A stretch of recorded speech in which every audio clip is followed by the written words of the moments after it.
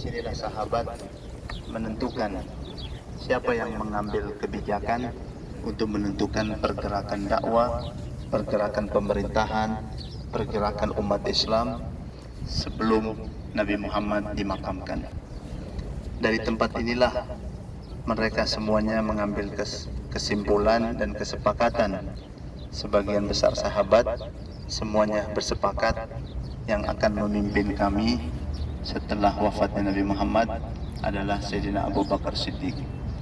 Karena dengan banyak alasan, maka pada saat itulah Sayyidina Abu Bakar Siddiq dibaiat di tempat ini, dan inilah menjadi tempat pertama pembaiatan setelah wafatnya Nabi kita Muhammad SAW. Rasulullah wafat pada hari Senin, masuk ke kota Madinah juga pada hari Senin. Kota Madinah menjadi tempat wafatnya Nabi. Jenazah Nabi Muhammad itu, ibu-ibu, bapak-bapak, tidak langsung dimakamkan seperti jenazah kita yang kita hadir saat saksikan pada saat ini. Setiap kematian itu dipercepat. Tapi Nabi Muhammad pada saat wafat itu jenazahnya tidak langsung dipercepat untuk dimakamkan. Sebab banyak alasan.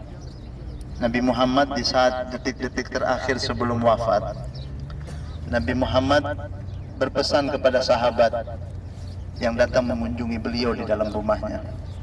Nabi Muhammad bersabda, "Wahai sahabatku, kalau nanti aku wafat meninggal dunia, yang akan memandikan jenazahku sudah disebut nama-namanya. Yang memandikan Sayyidina Ali bin Abi Thalib.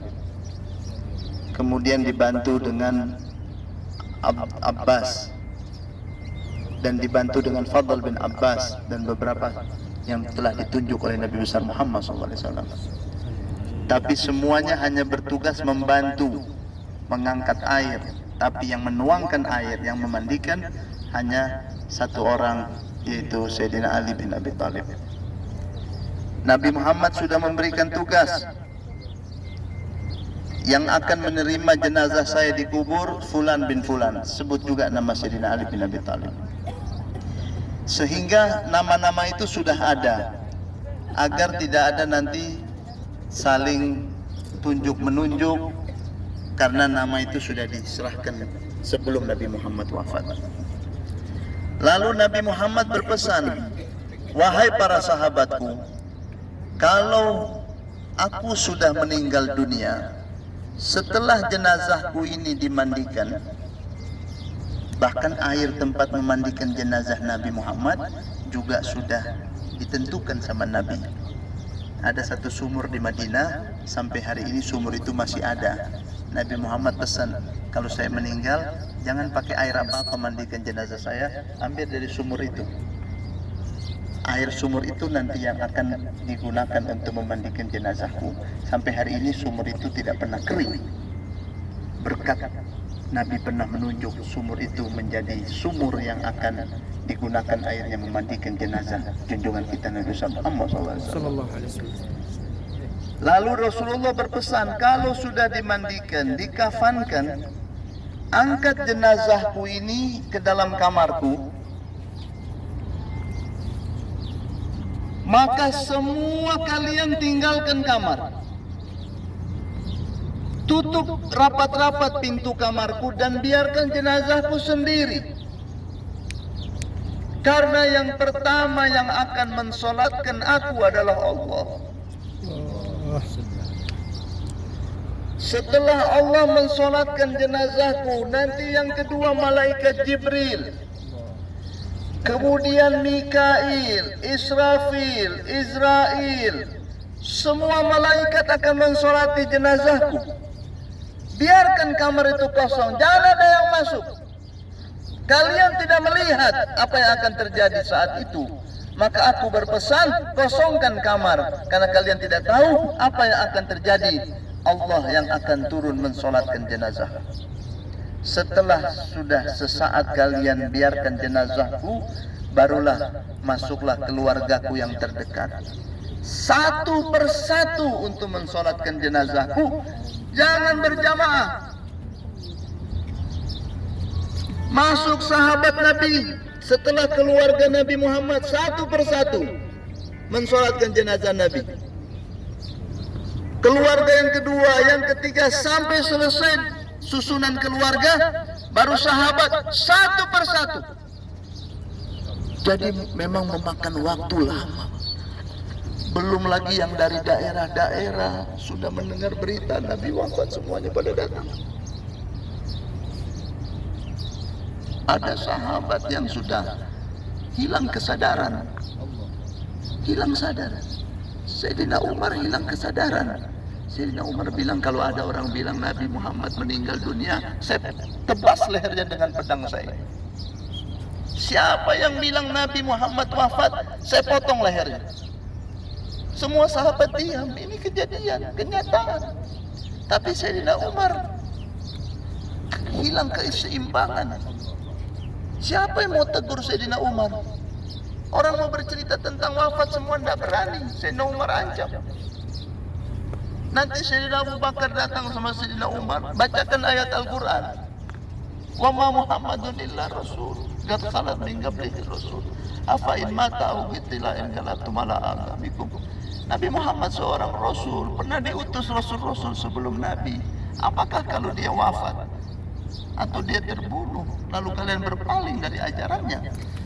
Di saat itu Sayyidina Umar seperti dikagetkan bahwa ayat sudah ada yang menyatakan tentang kematian para nabi demi nabi, sampai kepada junjungan kita Nabi Muhammad SAW. Ada sahabat yang membisu, bapak-bapak. Begitu dengar berita wafat Nabi Muhammad, dia diam 1000 bahasa. Ada sahabat yang begitu dengar berita Nabi Muhammad wafat, dia dengar berita Nabi wafat, itu sahabat langsung angkat tangan, ya Allah, angkat cahaya mata saya tidak mau lagi melihat siapapun di bumi ini setelah Nabi wafat. Biar saya tidak lihat apa-apa lagi, ya Allah, jangan saya melihat sesuatu setelah Nabi wafat. Butakan aku, kata sahabat. Butakan aku, ya Allah. Detik itu juga Allah kabulkan karena niatnya yang begitu teguh dan sungguh-sungguh. Karena dia tidak rela lagi melihat seseorang manusia setelah Nabi Muhammad wafat. Dianggap mata sudah tidak ada gunanya lagi setelah Nabi Muhammad wafat. Apalagi yang bisa melihat dan menghibur setelah Nabi wafat. Lebih baik aku buta, kata sahabat. Itu langsung buta di tempat.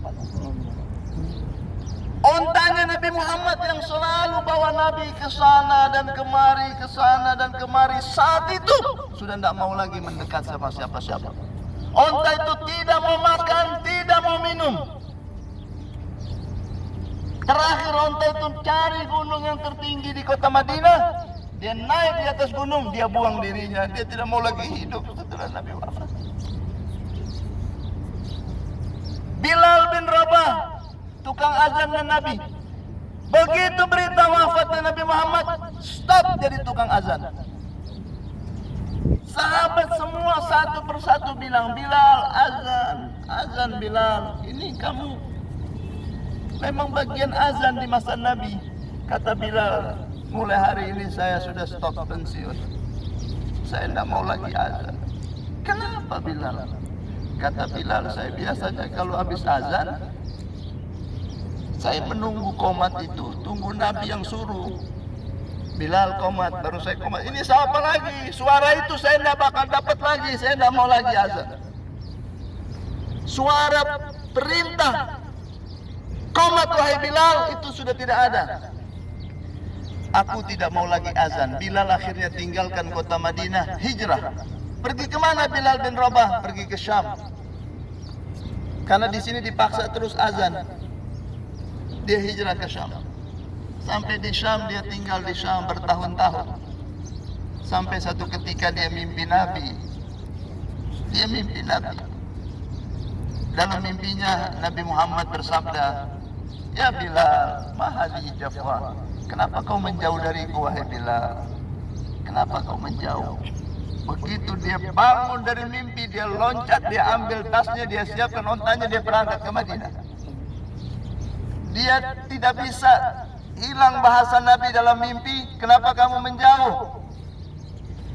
Dia sampai di kota Madinah, sahabat gembira kedatangan Bilal.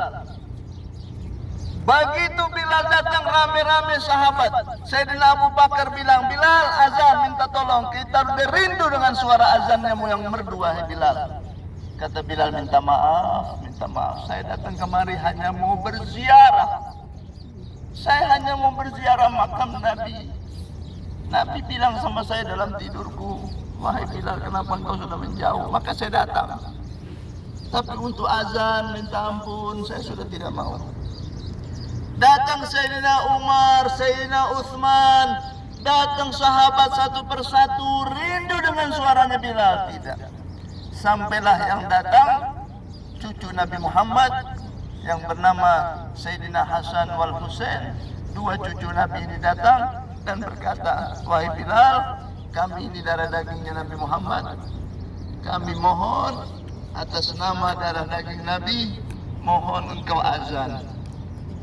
Mohon azan. Kata Bilal, saya tidak bisa tolak. Kalian ini cucu Nabi, saya tidak bisa tolak permintaan kalian. Baik, saya akan azan. Bilal azan, Bapak Ibu. Begitu Bilal azan, seluruh penduduk kota Madinah menangis. Tidak ada satu yang tidak menangis. Teringat masa-masa bersama Nabi Muhammad SAW. Kejadian saat itu seperti saat wafatnya Nabi Muhammad SAW. Maka Bilal hilang kesadaran setelah azan. Dia nggak komat-komat. Dia terbawa dengan alam di masa dia bersama Nabi. Tiba-tiba keluar suara dari makam Nabi, wahai Bilal, sekarang komat. Semua satu masjid dengar suaranya Nabi Muhammad SAW. Bilal komat, setelah sholat baru sadar suara Nabi Muhammad tadi terdengar, memerintahkan untuk komat. Perjalanan yang sangat indah, perjalanan Nabi besar Muhammad SAW. Mudah-mudahan Allah berikan rahmat dan inayah kepada kita semuanya. Tanamkan kecintaan kita kepada Rasulullah, dan mudah-mudahan anak turunan kita cinta kepada Nabi, cinta keluarga Nabi, cinta sahabat Nabi, cinta kepada seluruh umat Nabi Muhammad SAW. Kita kalau mau selamat, mau disayang sama Nabi Muhammad, cintai umatnya. Ini di negeri ini umatnya Nabi datang dari Afrika, ada yang dari Amerika, ada yang dari Asia, ada yang dari Cina. Semuanya datang buat Nabi Muhammad. Kita hargai. Kita hargai mereka, kita sayang mereka. Sebab dia cinta sama Nabi. Datang jauh-jauh untuk Nabi Muhammad. Kita sayangi mereka, nanti Nabi Muhammad sayang sama kita. Karena Nabi Muhammad, Bapak Ibu, di kepalanya Nabi Muhammad ini 24 jam cuma mikirin kita aja. Tidak mikirkan anak, tidak mikirkan istri, tidak mikirkan cucu. Yang Nabi Muhammad pikirkan 24 jam hanya pikirkan umatnya. Itu yang ada di kepala Nabi Muhammad. Mudah-mudahan kita juga bisa membalas kebaikannya Nabi Muhammad SAW. Wassalamualaikum warahmatullahi wabarakatuh.